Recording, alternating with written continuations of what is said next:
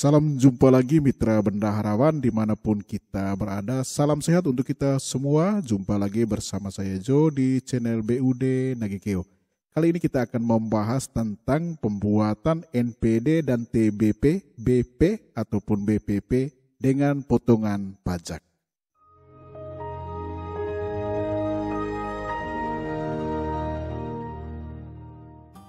Baiklah mitra bendaharawan, sebelum kita masuk ke teknis dari pembuatan NPD dan TBP dengan pajak, perlu saya jelaskan bahwa kita harus mengintegrasikan semua transaksi pada BKU manual.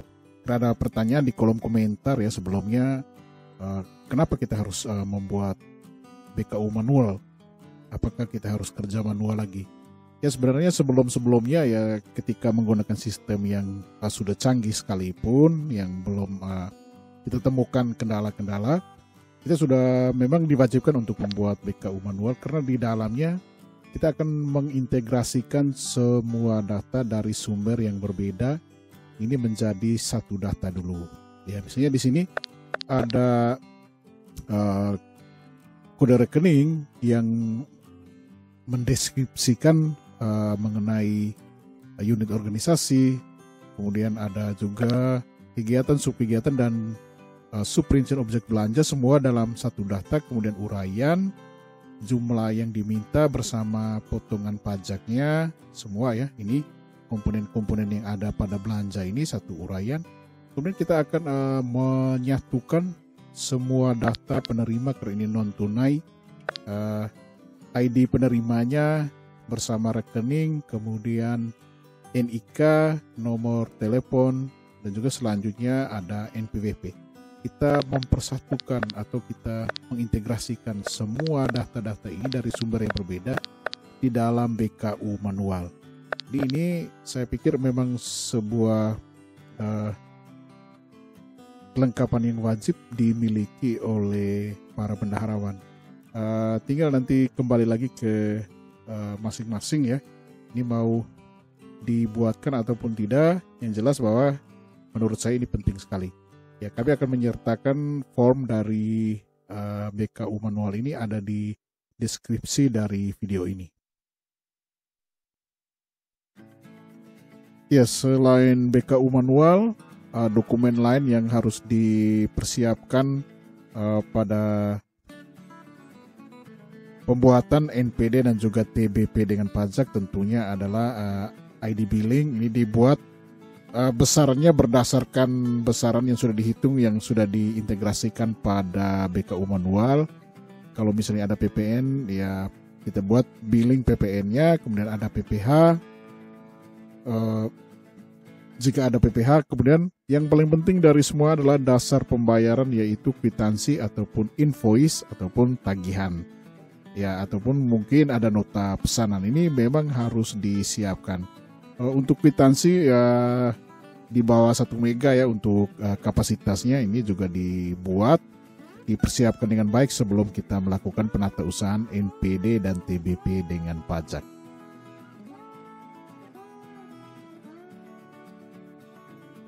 Ya, untuk membuat NPD kita login dengan user login PPTK.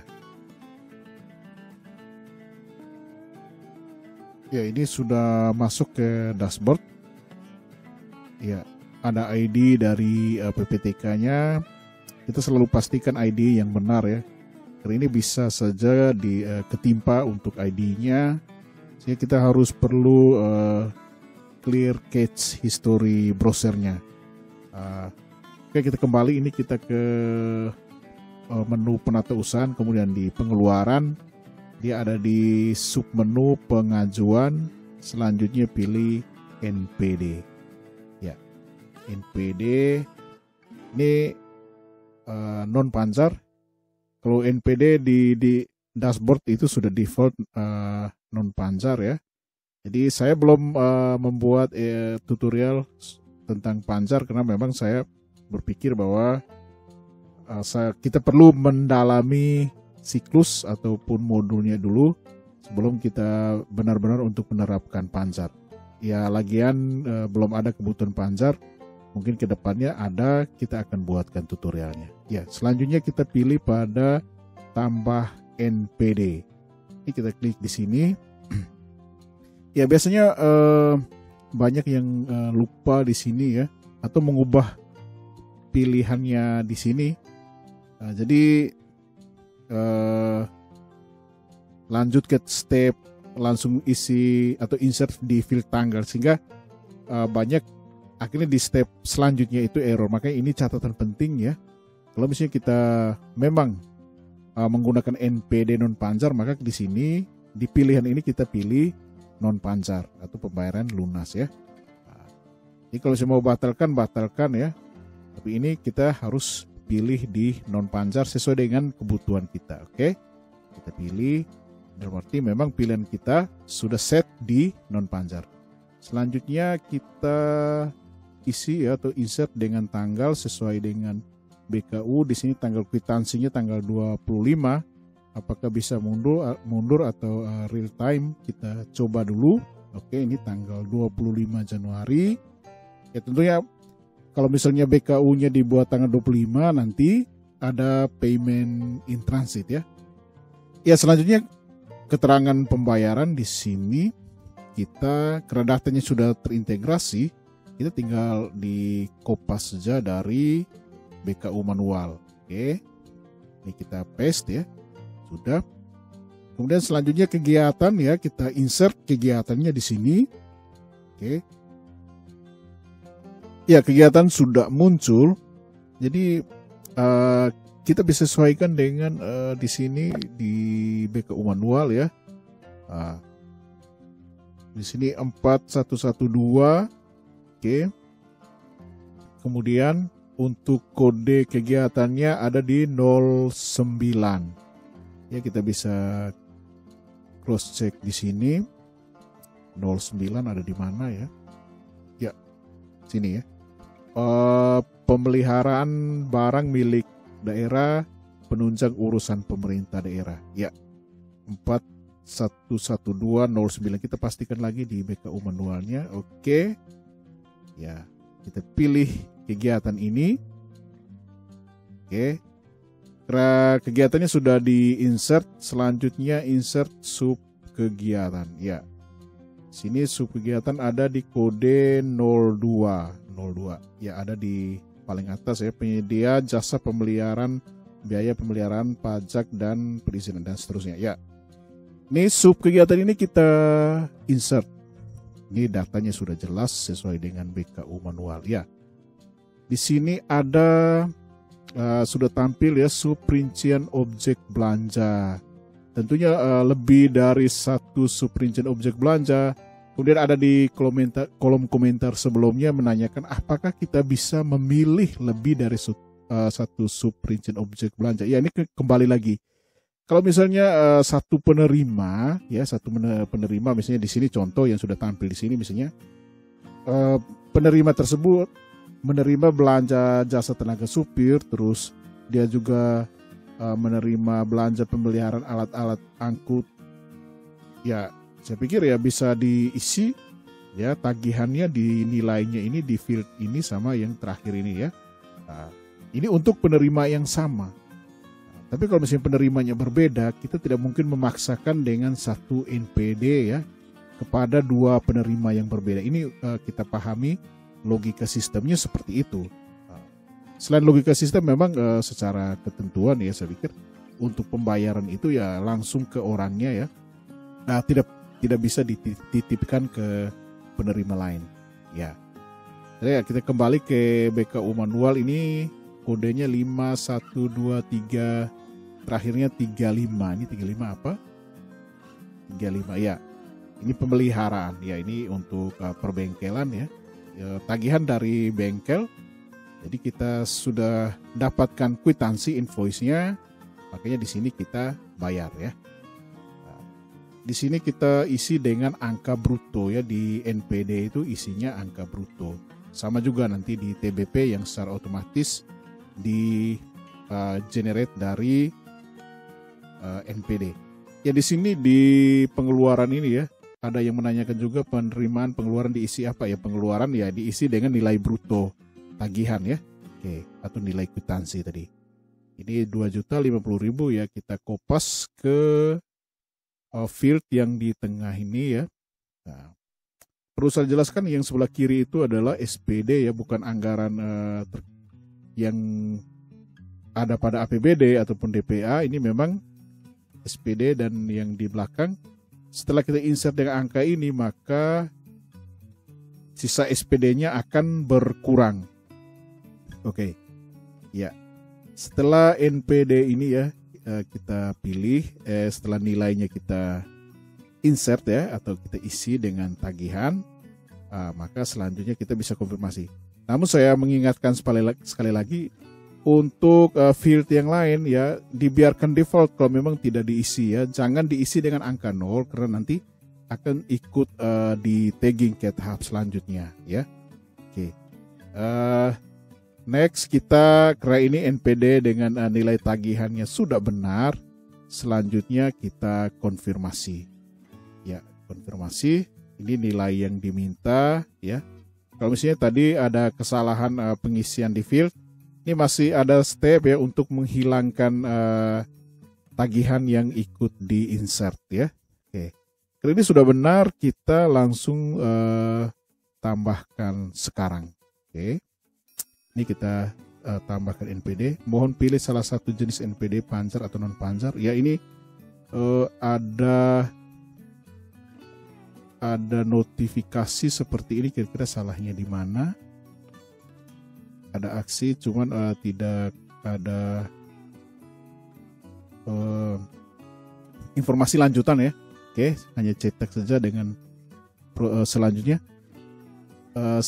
Karena ini sudah muncul di non panjar, saya pikir pilihan kita sudah benar. Mungkin tadi notifikasinya masuk untuk sebagai reminder ya, supaya kita memang tetap memilih yang benar. Kalau kita cek di tab dari pancar juga tidak ada ya. Memang pilihan kita sudah benar di sini. Oke, ini nomor NPD sudah ada, cuma dicetak. Kalau kita cetak memang NPD ini belum ditandatangani ya, belum muncul ya nama dari PA ataupun KPA, karena memang harus disetujui dulu oleh KPA ataupun PA ya. NPD non pancar ini sudah kita buat ya, di sini keterangannya juga jelas ya, nama PPTK-nya, kemudian program kegiatan, subkegiatan, dan juga subrincian objek belanja di bawahnya. Ini sudah benar. Ya, ini rencana penarikan. Ya, ini kalau anggaran kita lihat dari sini, sisa anggaran ada di sini.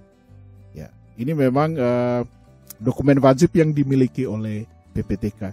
Semua proses penatausahaan permintaan pembayaran diawali dari seorang PPTK ya. Ini kita sadari bahwa betapa pentingnya seorang PPTK. Ya, selanjutnya untuk tahap persetujuan ataupun otorisasi dari NPD, kita login dengan user login kuasa pengguna anggaran.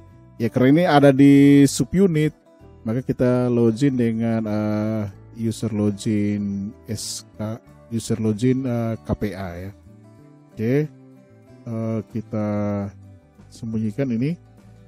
Untuk notifikasinya langsung di penatausahaan pengeluaran, kemudian di pengajuan kita pilih NPD ya. Jadi step awal dari pembuatan DPA itu adanya penugasan, pelimpahan dan penugasan. Kalau misalnya pelimpahan subkegiatan ya ke KPA itu benar, maka saat PPTK membuat NPD dia pasti muncul di listingnya dari seorang KPA ya. Nah, jadi ini pelimpahan ini sudah benar gitu. Dengan tagihan tadi yang sudah kita input di awal sudah ada di sini. Ya. Di sini ya ada di sidebar ke kanan di ujung ada tombol aksi. Ya, seperti biasa di sini kita memberikan persetujuan terhadap NPD ini, dan tanggalnya juga pada tanggal NPD ini dibuat tanggal 25. Di sini dicentang disetujui. Kalau misalnya tidak disetujui ataupun misalnya ada NPD yang kalau dihapus di tahapan PPTK tidak bisa, maka boleh masuk dari user log dari KPA, kemudian centang ditolak, baru di sini memang tombolnya hanya perintahnya itu hanya setuju sekarang, setuju saja, maka NPD ini sudah pasti ditolak. Setuju untuk ditolak maksudnya gitu. Sehingga di tahapan NPD nanti kembali di PPTK dia perhatikan SPD itu pasti kembali ya. Dan ini sudah dicoba salah satu SKPD yang akhirnya berhasil ditolak. Selanjutnya kita pilih setuju sekarang. Ya, NPD sudah berhasil dibuat. Dan ini di highlight ya, highlight atau live view ya, live view dari progress ini. Artinya pembuatan habis itu, selanjutnya tahapan ini selesai. Selesai dengan kita buktikan di sidebar ini kita geser. Di sini di tombol aksi kita memang masih ada batalkan persetujuan jika ada pembatalan. Tapi selanjutnya kita cetak ini untuk melihat NPD yang sudah disetujui. Ya, di sini baru muncul KPA-nya.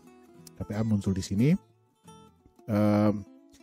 Selanjutnya kita boleh mencetak, tapi saya menyarankan kita untuk mencetak NPD nanti di tahapan bendahara pengeluaran pembantu ya, setelah kita melaksanakan validasi itu baru kita cetak. Sebaiknya di situ ya. Oke. Ya kalau mau ada yang mau dicetak di sini silahkan gitu. Saya pikir tidak perubahan datanya di tahapan validasi juga tidak signifikan, sepertinya sama saja ya. Oke, kita putuskan untuk cetak sekarang NPD-nya. Oke, print out-nya seperti ini. Mungkin kita akan menambah sedikit ya settingannya untuk margin ya. Margin terutama yang rata kiri ini sebenarnya kita bisa dibuat agak ke kanan ya, 0,3 inci ya, sehingga dia lebih rapi. Oke. Dengan skala 90%. Oke. Di sini baru kita save ya. Save nanti kita tentukan lokasi ini mau disimpan di mana.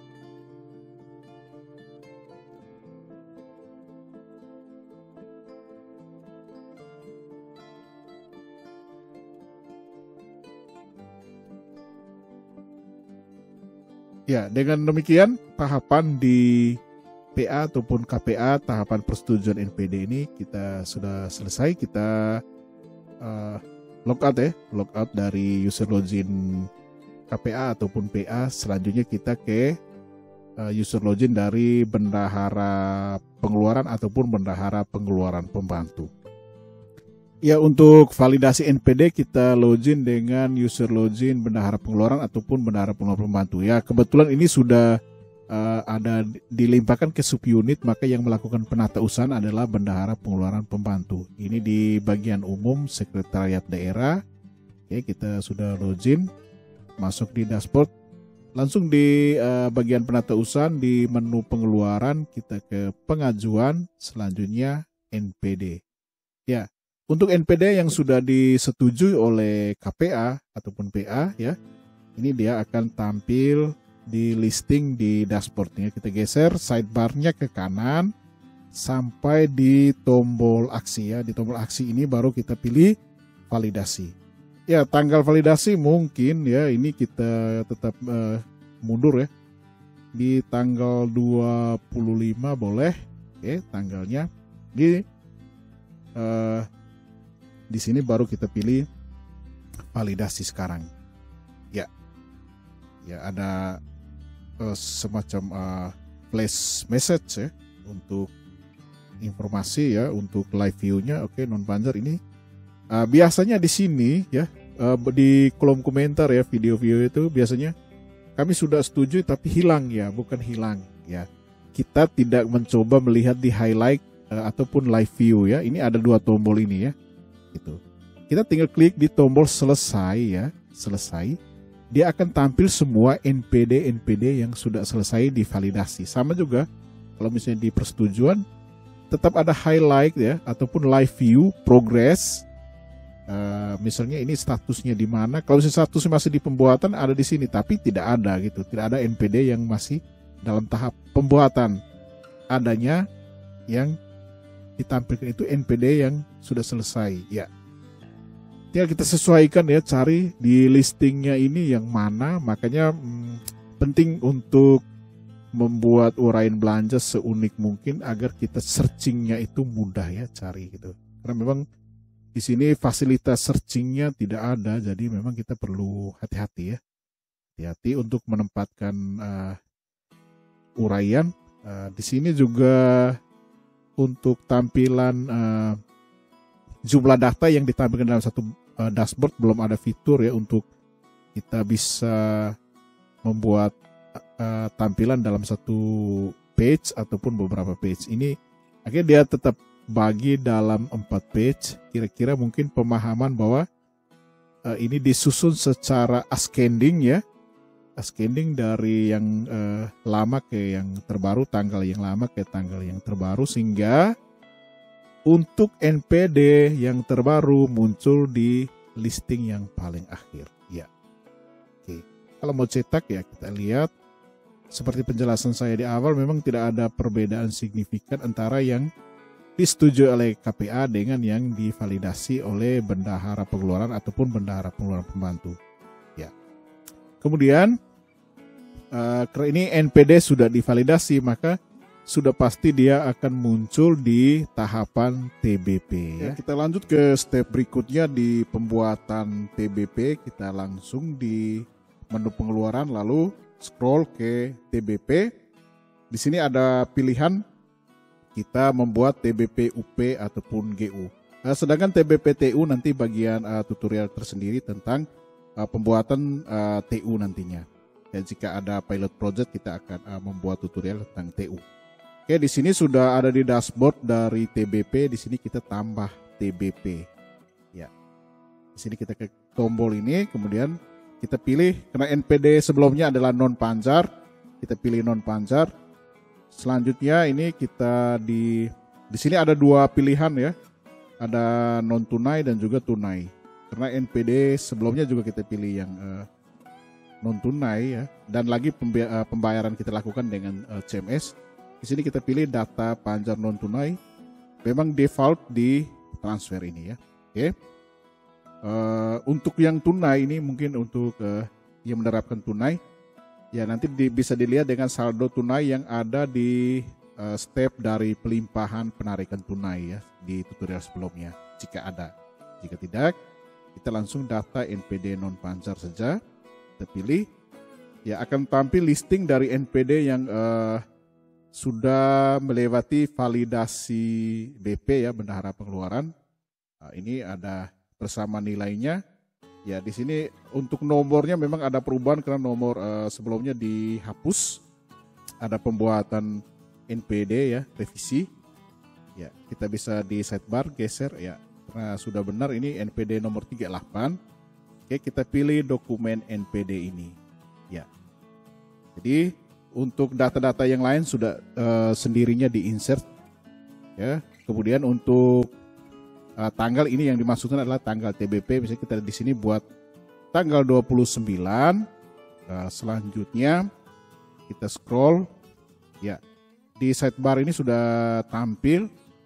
Oke, ada nilainya, dan yang paling kanan itu merupakan pilihan tambah potongan dan pajak. Jadi karena tutorial ini kita buat khusus untuk TBP yang ada pajak, kita klik tambah potongan dan pajak ya. Tentunya sumber-sumber ini sudah direkam di BKU manual sebelumnya ya. Di sini ada 2 ya yang membedakan antara potongan dan pajak. Potongan ini lebih bersifat penghasilan, dan untuk tampilan di TBP lebih bersifat informasi, dalam arti dia tidak mempengaruhi nilai ya, potongan. Sedangkan pajak ini pasti akan mempengaruhi nilai ya, bruto dan netonya nanti. Oke, untuk itu kita pilihannya itu ada di pajak ya, pajak. Ini kita klik, oke. sudah pindah ke pajak. Kita yang pertama tambah pajak lainnya ya di pilihan ini, tambah ya. Tentunya untuk pajak kita harus siapkan ya ID billing ya, printoutnya. Ya untuk jenis pajak di sini kita pilih di PPN ini yang pertama ya, PPN. Untuk persentase tidak perlu diisi ya. Ini nanti otomatis, tinggal nanti sumber dari BKU manual untuk potongan pajaknya kita copy saja, baru kita perhatikan persentasenya nanti akan berubah. Ya, di sini nilai kita paste, oke. Ini persentasenya muncul. Kemudian ID billing ini sumbernya dari printout billing. Sini kita copy, kita paste di field ID billing. Ya, di sini perhatikan ya, mungkin ini ada perpindahan otomatis. Di sini jadi ada semacam penambahan angka yang tidak kita duga. Ya, jadi kita harus konsisten dengan nilai ya. Jangan sampai kita salah memasukkan nilai yang sebenarnya sudah baku gitu. 203 153. Oke. Jadi kita ini nilainya jangan sampai berpindah karena beberapa kali dicoba setiap pengisian ID billing nilai di bawah sepertinya berubah gitu. Jadi di sini yang harus kita perhatikan jangan sampai terlewatkan ya. Setelah isi nilai sampai di printout TBP nilainya berubah. Jadi salah ya. Oke. Tanggalnya, ini tanggal billingnya tanggal 25. Untuk NTPN ya ini tentunya sebenarnya dia diisi setelah penyetoran pajak. Jadi karena kita pajaknya belum setor, jadi tidak ada NTPN. Oke. Jadi untuk jenis pajak yang pertama, PPN, ini sudah kita insert ya, selesai. Kita tambah pajak yang berikutnya, karena ini di atas 2 juta, kena PPN dan juga PPH. Ini kita pilih jenis pajak yang berikutnya adalah pajak penghasilan di pasal 22. Oke. Lalu kita lihat ID billingnya. Oke. Ini kita copy. Ya. Boleh isi nilai terlebih dahulu, silakan mau isi ID billing juga bisa. Kemudian ini kita pilih atau insert tanggal billingnya. Kemudian baru kita isi nilainya. Ya. Oke. Setelah kita isi nilai nanti persentasenya akan sendirinya mengikuti nilai ya. Ya. Ya. Jadi untuk pajak kita perhatikan lagi. Ya, ini sudah benar, sudah terisi semua. Jadi informasinya ada di sini. Informasinya ada di sini ya. Informasi perubahan data ya, perubahan nilai pembayaran nanti bruto, neto itu semuanya direkord di sini ya. Ini ya ada kesalahan sedikit ya, ini bukan 20 tapi 203. Jadi memang selalu ada tahapan koreksi. Kita tidak cepat-cepat untuk segera memfinalkan TBP ini ya, kita pastikan dia semuanya terisi dengan benar, baru kita finalkan ya. Ya. Oke. Sehingga ini angka bruto 2.050.000 ini pembayaran bersih. Sudah termasuk pajak dan potongan bersih. Oke, ini netonya. Ya. Ya untuk pajak sudah diisi. Selanjutnya kita pilih pilihan tutup ya. Tutup. Oke. Sudah tutup, nilai potongan pajak akan ada di sini, informasinya dia sajikan di sini ya. Meskipun penempatan ada di sisa SPD tidak apa-apa, meskipun tidak ada di nilai, ada di sini, ini tidak mempengaruhi apapun. Kita langsung ke step berikutnya. Di sini untuk kwitansi, ya, lampiran kwitansi atau invoice. Ataupun nota pesanan akhirnya harus dibuat dalam bentuk PDF ya, di scan dengan kapasitas maksimum mungkin 1 mega ya, tidak boleh lebih. Di sini kita pilih, oke. Kita pilih di kwitansinya, kita upload ya. Oke, kwitansi sudah berhasil di-upload. Ya, di sini kita harus insert lagi keterangannya. Oke, copy untuk keterangan. Kemudian untuk rekanan, kita pilih rekanan ini untuk insert rekanan. Ya, meskipun ini ada yang muncul hanya perusahaan dan bank, tapi nama rekening itu dia akan muncul di sebelah bawah nomor rekening. Jadi kita bisa ke page berikutnya untuk bisa memilih kira-kira mana yang cocok ya dengan tagihan tadi. Ya, misalnya ini UD Master. Oke. Di sini kita pilih rekanan ini. Ya. Rekanan sudah berhasil di-insert. Selanjutnya nomor kwitansi ini juga sudah kita buat di BKU manual ya, tinggal di copy saja. Inilah manfaatnya BKU manual, semua data sudah terintegrasi ya. Selanjutnya kita bisa cek lagi ya lengkapannya tadi. Oke. Jika sudah benar kita konfirmasi. Konfirmasi ini muncul pop up dari konfirmasi TBP. Kita bisa kembali untuk cross check lagi ya. Jika sudah benar di sini kita pilih tambahkan sekarang. Ya. Ya, tanda bukti pembayaran berhasil dibuat. Susunannya ya di sini di antrian listing dari TBP ini, karena ini nanti banyak sekali ya. Berarti kita langsung untuk TBP yang terakhir ini susunannya itu ascending ya. Besar ke kecil, maka dia sudah pasti ada di susunan paling akhir. Di sini kita pilih di tombol aksi. Selanjutnya kita cetak. Ya, jika mau hapus jika ada kesalahan, hapus saja mumpung belum LPJ ya, ataupun CMS. Jadi di sini kita pilih cetak. Oke, cetak. Ini tanda bukti pembayaran.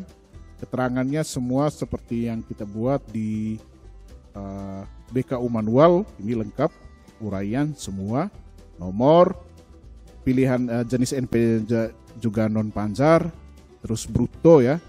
Kegiatan subperincian objek belanja lengkap, benar. Nah, di sini potongan ya.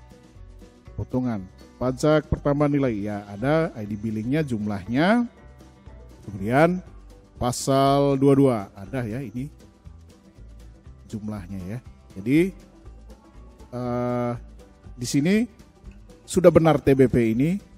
Tahapan selanjutnya kita akan melakukan CMS ya, pembayaran dengan CMS kepada pihak penerima. Yang di CMS kan adalah jumlah neto tentunya ya. Memang di sini tidak disajikan jumlah netonya berapa, sehingga kita lebih hati-hati untuk melakukan CMS ya. Neto ke pihak ketiga, sedangkan potongan 238,55 ini disetor ke kas negara. Ya. Jadi kita bisa cetak NPD, terus kita mau disimpan ya, atau mau di print juga bisa. Di sini langsung. Oke, untuk marginnya sudah diatur. Selanjutnya langsung di save saja.